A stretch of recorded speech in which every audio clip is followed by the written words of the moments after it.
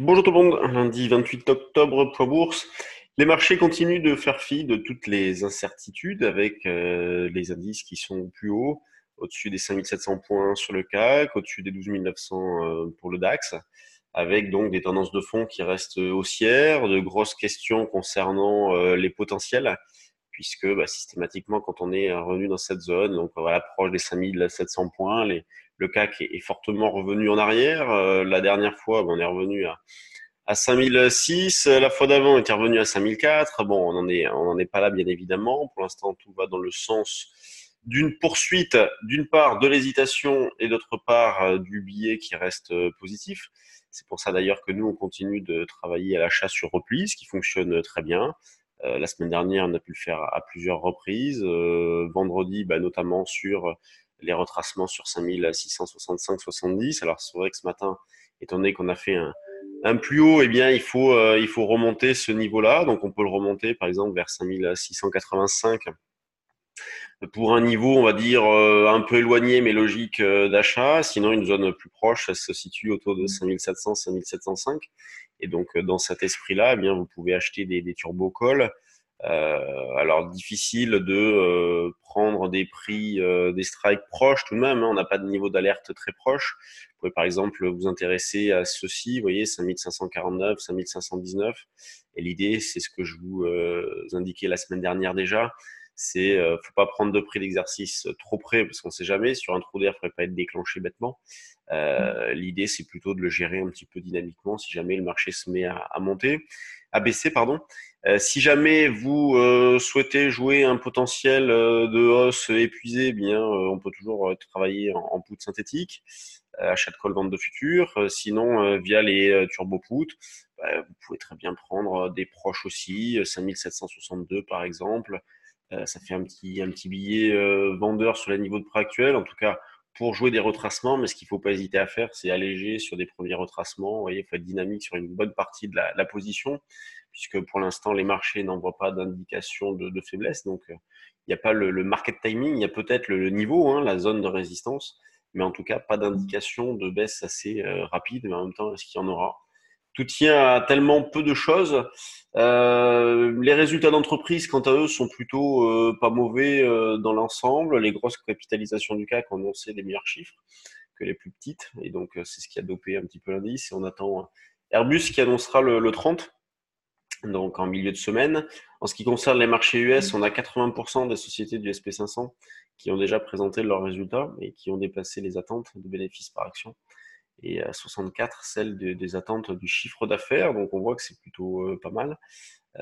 D'où la bonne tenue des indices aussi, des actions. Alors attention, hein, dès qu'il y a des sanctions, en revanche, sur les actions, ça va vite et loin, à l'image d'Ubisoft la semaine dernière. Le DAX, lui, vous voyez, pas mal de nervosité déjà, avec un nouveau plus haut, donc on peut penser que des stops ont été déclenchés peu après l'ouverture. On revient déjà à la case départ, vous voyez, on passe de 12 009 à 12 905, 12 940 pour revenir à 12 890, 12 900. Donc on voit qu'il y a de la nervosité, mais en même temps des marchés qui bougent dans le vide. Donc sur le DAX aussi, c'est achat sur repli à privilégier, autour de 50 pour un niveau. Alors je peux pas le considérer comme proche, hein, ça ferait quasiment 100 points de retracement, donc c'est quand même pas mal. Mais voilà, 12 850, 12 815, 20, cran en dessous, c'est des niveaux que l'on peut travailler. Le Rodol lui est bien revenu en arrière, hein, donc par rapport à la reprise technique où nous on continuait d'être vendeurs avec comme retournement un 12,50. On s'est rapproché de cette zone-là puisqu'on a tapé les 11,80. Et puis derrière, on a perdu une centaine de pips. Toujours baissier, bien évidemment, hein, sur l'eurodoll. Il n'y a pas de changement de ce côté-là. La zone de vente pour ce matin, c'est un 11,15, un 11,25. Vous voyez, cette grosse zone de résistance ici. C'est vrai que les 1,11, 50, 60 qu'on travaillait la semaine dernière, bon, mais c'est hors sujet partant de ces niveaux-là. Mais 1,11, 15, 25, c'est la zone de vente. Sur les actions, donc, c'est plutôt régulier avec, comme news du week-end, LVMH qui a fait une offre de rachat sur la société de Tiffany, donc c'est un joaillier américain. Donc affaire à suivre. En tout cas, pour l'instant, l'impact sur LVMH est plutôt positif parce qu'elle est en hausse de 20%. Elle revient Sur ces plus hauts du mois de juillet, on a eu les chiffres d'Eurofin Scientifique qui sont assez solides, ceux de Fleury-Michon également. Sur les valeurs du CAC, c'est régulier. Le CAC il est ici en baisse de 0,12%. Volume 207 millions, c'est assez faible, vous voyez, donc on voit bien la zone de résistance autour des 5700. Et là, à chaque fois, on est revenu en arrière, donc pourquoi pas. Encore une nouvelle fois, hein, étant donné que le contexte de fond, lui, n'a pas changé et que ça ne tient qu'à de l'espoir, bon, bah, c'est assez versatile. Euh, donc, Arcelor, plus forte hausse, Publicis, plus forte baisse. Non, il y en a une en dessous, c'est Vinci, plus forte baisse.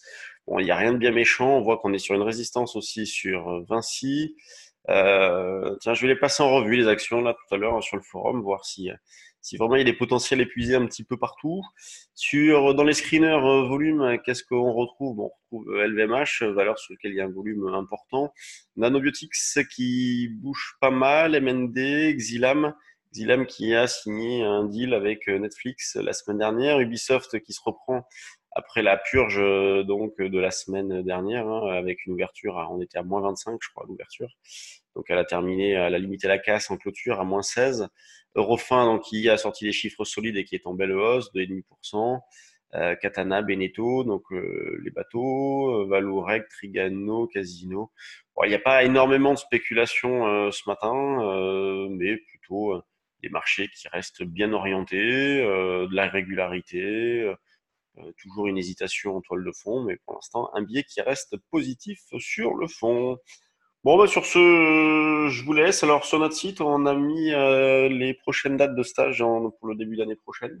Donc, si vous avez de l'intérêt, bah, n'hésitez pas. Prochaine session en novembre à Paris, futur et options, la semaine du 18, avec 3 journées sur le futur, 2 jours sur les options. C'est un stage Forex aussi la semaine prochaine, le 6, me semble-t-il, si vous souhaitez connaître notre façon de travailler les devises et notamment l'euro-dollar. Euro-dollar, d'ailleurs, sur le service trade du jour, on fait un carton plein depuis 1 an et demi, 2 ans. C'est fabuleux. On n'en revient pas. On est les premiers à être surpris. Donc, c'est super. Avoir un taux de réussite si important sur une longue période, c'est assez remarquable. Si vous avez des questions, n'hésitez pas, on reste à votre disposition. Et sinon, moi, je vous retrouve demain. Salut!